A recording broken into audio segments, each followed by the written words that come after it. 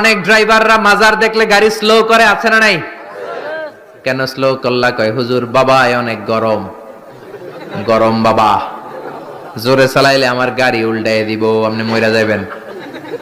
তো মাজারে যে শুয়ে থাকে সে যদি গাড়ি উল্টায় দেয়, সে যদি দুর্ঘটনার কারণ হয়, সে যদি মানুষ মারে, ওটা কি বাবা নাকি ডাকাত? ওটা কি বাবা না সন্ত্রাস?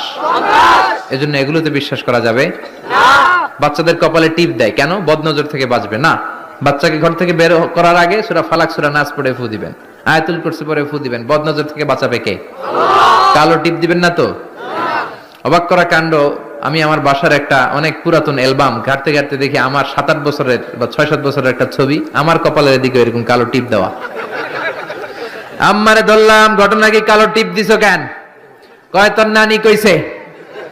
নানিরে ধরলাম, ও নানি তুমি এই কথা কইছো কেন? কয় তোর বড় আম্মা কইছে। বড় আম্মা মইরা গেছে, আর খুঁজা পাই না। বড় আম্মা বেঁচে নাই, আল্লাহ ওনারা জান্নাত নসিব করুক। তো আগে এই যে নানি, বড় মা, দাদি এরা যা বলতো এটাই ছিল রেফারেন্স। এখন আমরা কোরআন থেকে শুনি, কোরআন থেকে মানি, ঠিক কিনা?